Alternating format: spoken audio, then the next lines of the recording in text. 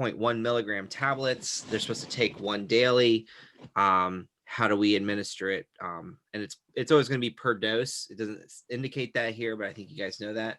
So the first thing is we can't do math when we have micrograms and milligrams. You can, it just might be a little bit more challenging than you need to make it for yourself. So you just need to convert either micrograms to milligrams or milligrams to micrograms. It's really up to you. Do you have a preference, Sarah? Which I think to keep it in the microgram, since I don't know, micrograms. Okay. The end result should be microgram. And that's fine, because and maybe you reason that because it was ordered in micrograms, might as well convert that to micrograms too. So either way you do it is fine. So you take your 0.1 milligrams and we're going to convert that to micrograms. So there's a couple different ways to do that. I can just move my decimal point over 3 places, and that would equal 100 micrograms. Or if you want to do the dimensional analysis,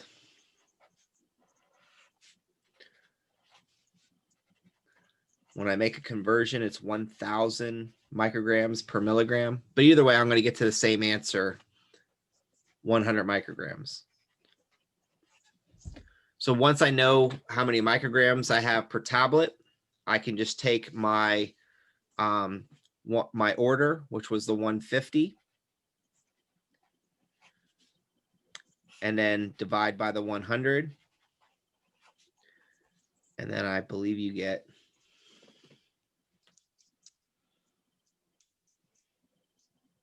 1.5. Thank you. 1.5, which sometimes they prefer that you write it as 1.5. Because it's a tab. Correct. Yeah. So you can assume that if it's a tablet, it's scored and can be cut in half. If it were a capsule, right, you wouldn't do that. Yeah. Right. Good.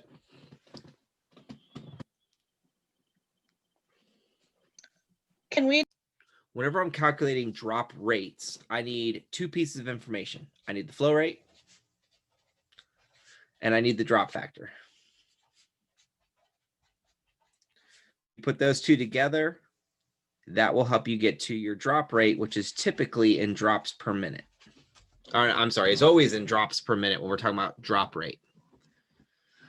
So 16 says that you have 500 milliliters to infuse at 120 milliliters per hour with 15 drops per milliliter is the drop factor. So what do I need? I need the flow rate, 120 milliliters per hour. I need the drop factor, which I believe I said was 15.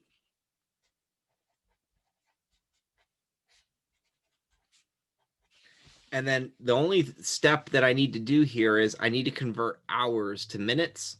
1 hour is the same thing as 60 minutes. So all I did was just substitute those in. And that gives you 30 drops per minute after you plug it into your calculator. Okay. Now there's extra information here. It tells you it's a 500 milliliter bag. So that just tells you how much is there. What you care about is the flow rate and the drop factor. The only reason you would care about the 500 milliliter bag is if it had told you 500 milliliters to infuse over 2 hours, then you would care about the 500 milliliter. But since it gave you the flow rate and it gave you the drop factor, you just put those 2 together. And that's how we answer that question. 17 is a similar question. It says you have the physician orders 180 milliliter unit of packet red blood cells to be distributed within 1 hour, and the drop factor is 10. So how many drops per minute? So again, this is a flow rate question or a drop rate question. So it tells me I have 180 milliliters. And what did it say? 1 hour? 1 hour. We already know that's 60 minutes. So I'm just going to cut to the point there. And then it tells me I have a drop factor of 10.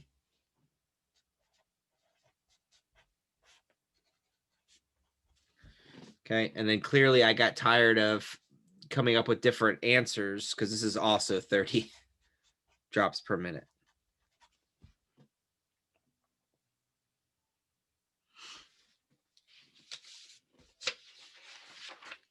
Thanks, that helped.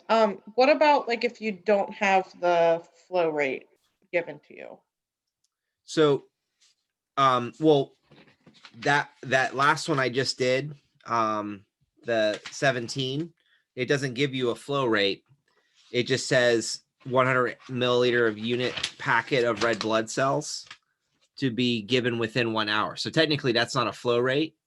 So you would just, but you can create a flow rate out of that. You take the 180 ml over 1. And so that's what that would be. So they're always going to give you a flow rate when they want to know drop rate, because you need Oh, it in order to sorry, solve. I think I meant drop rate. No, actually, oh, are you meaning like the drop factor? Yeah, yeah. Okay. So Sorry. as long as you're at Allegheny campus, you will always be given the drop factor that will always be given to you. So it'll either be in the context of the problem, or it'll be a label and it'll say, 15, 10, 5, whatever it is. If you're at another campus, sometimes they refer to microtubing, and microtubing is 60 drops per milliliter, 60. But I haven't seen that used at Allegheny campus, so I don't anticipate seeing that anytime soon. 2 of the 4 questions that are here. So you'll either get A and B or C1, C2. So you'll get those in pairs. You won't have all 4 of these to answer. You'll have 2 questions. You get them both right, you get 1 point, 1 question right on the whole test. If you miss one, get one right, then you miss the question. If you miss them both, you only missed 1 question. So, but you're not going to miss it after I show you how to do this.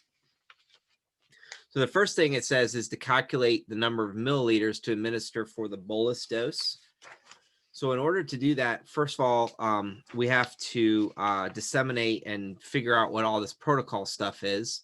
So first of all these steps here, you don't need to account for all of them in order to do the math, okay? Like steps 4, 6, and 7, they tell you like CBC, Gaiac stool, neurochecks. Those are not things you need to fill in. That's part of the protocols, other things, other clinical things that you might be doing while following the protocol, but you don't need to do that. So that's why I cross these out. So if you're sitting there wondering, and I don't think any of you were, but if you were thinking, oh, what should I fill out for these? You don't. That might vary from facility to facility.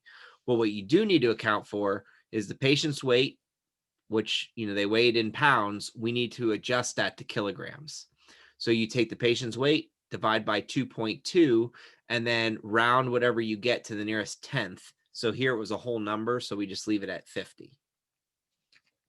Step 2 tells you what you have available or what's in stock. You have your IV, which is 25,000 units and 250 milliliters of half normal saline. So that's what you have available in your IV. And that's what you're going to use to calculate your flow rate or your drop rate for heparin. The bolus dose strength just tells us what the strength is for the bolus dose. And so it's 1,000 units per milliliter. The last piece of information that we need in order to figure out what to do with the initial bolus is what to do. And so when we start the protocol, step 10 says to bolus with 80 units per kilogram, and then to start a drip at 18 units per kilogram per hour. That information is also repeated at the top for the protocol, just to let you know where to start. So step 1, account for the patient's weight in kilograms.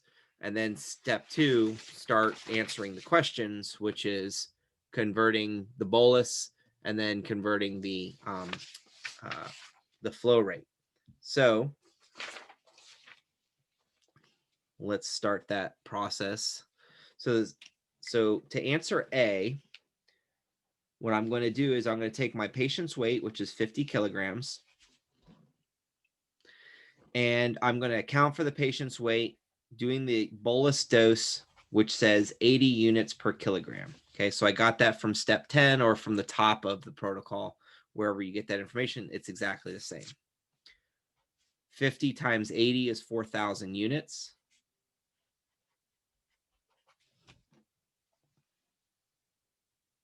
Now, if they just asked for the number of units for the bolus, we'd be done, but they didn't. They said how many milliliters.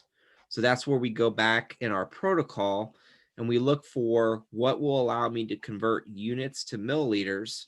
And then we're talking about the bolus.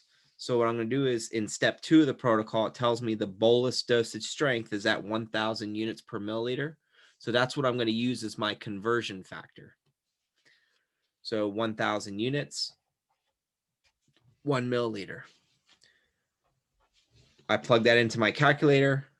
I'll get 4 milliliters as my bolus dosage strength. There's a shortcut to this. The shortcut is this. You take the patient's weight in kilograms, which is going to differ every time, depending on the patient's weight. So if every patient you have is 110 pounds, then this will always be the same, but most likely not every patient is the same weight, right? So you have whatever the weight is, you just plug that into the circle there. You're going to multiply by 80 and divide by 1,000. If you do that, that will get you the same answer as the 4 milliliters. So what I'm showing you here is just a shorthand way to do what we did up here. I show you this also just because it's a good idea to follow the steps along, just to kind of help navigate with what you're going through. But let's say you are at home and you want to try out a different patient weight. Let's say you want to try 220 pounds. You divide by 2.2 and then round to the nearest tenth. You plug in that number times 80 divided by 1,000 and then verify your answer with what you do up here. It's just a short way to kind of do that. B. So that our initial bolus is the 4 ml. B says we're going to calculate the infusion rate in milliliters per hour for the heparin IV drip. So again, looking at the beginning, it tells me to start a drip at 18 units per kilogram per hour.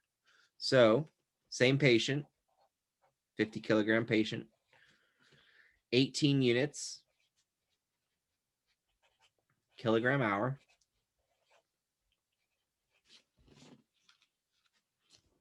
That gives you 900 units per hour.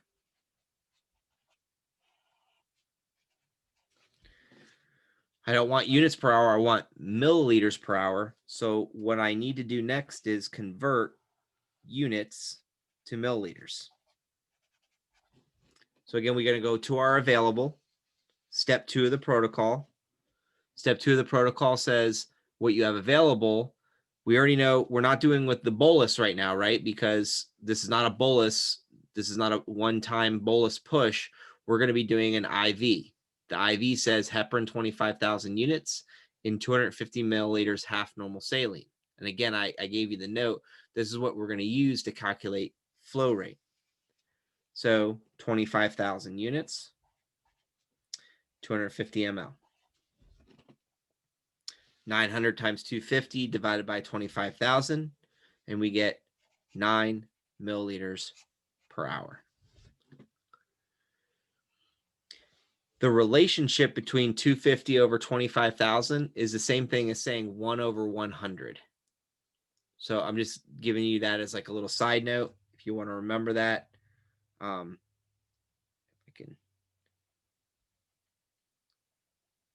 This is the same thing as 1 over 100. Okay, they're the same thing. And then that also helps us out because when we take whatever our patient weight is in kilograms, round it to the nearest tenth, times 18 divided by 100, that's the short way to get to the same answer every time for B. So again, the only thing that I can change when making this test for the heparin protocol, the only thing that I can change is the patient's weight.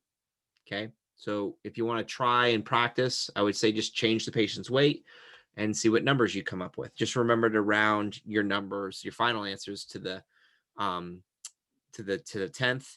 And then before you do any kind of math with this, I would always advise that you take the patient's weight rounded to the nearest tenth as well.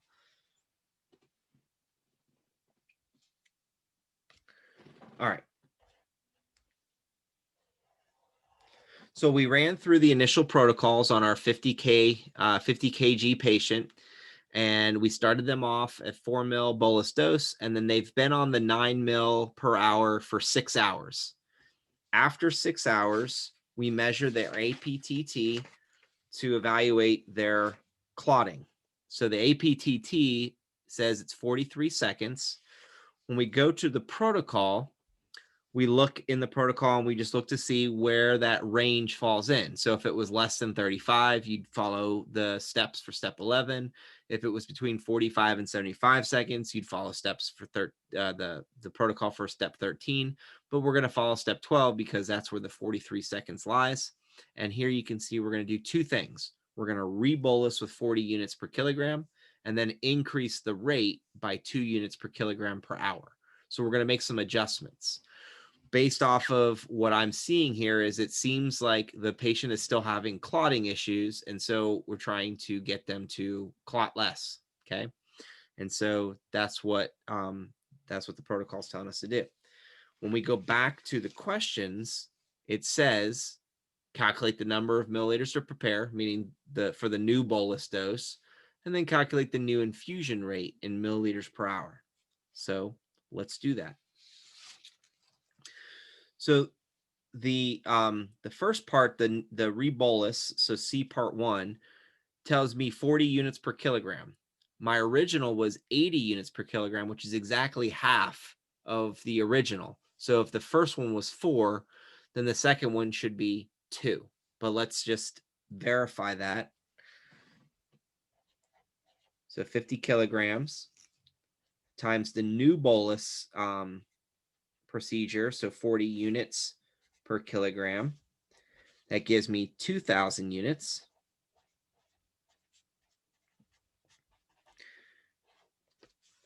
And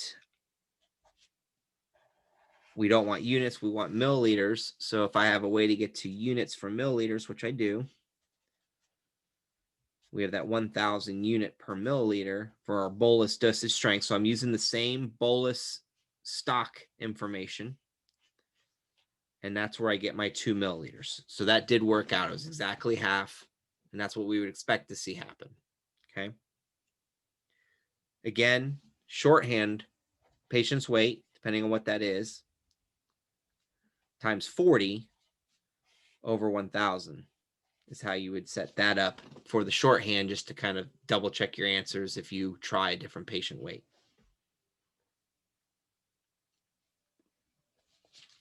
The last one tends to trip most people up. It's what to do with this increased rate by 2 units per kilogram per hour. I know the first time that I did this, I said, oh, the answer is 11. Okay. So, but I can't just add 2 units per kilogram per hour and make it 11 milliliters per hour, because those are 2 separate units. So what is that? Where did we see units per kilogram per hour? Well, we saw that in our initial rate, right? We saw that in the 18 units per kilogram per hour. So that's what we're going to add 2 to. We're going to increase this by 2.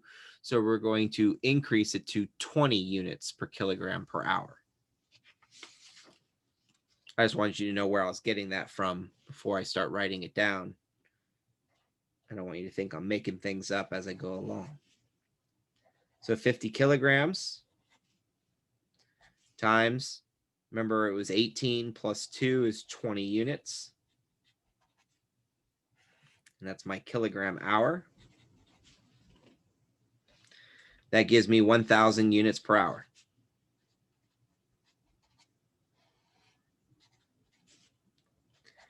I don't want units per hour. I want milliliters per hour. And so I'm just going to use the same information I used up here, that what I have available. I had the 25,000 units of heparin in 250 milliliters, half normal saline. So I'm just going to use that same information. And then I'm going to get 10 milliliters per hour. So I'm making small adjustments with this heparin protocol to get to these answers.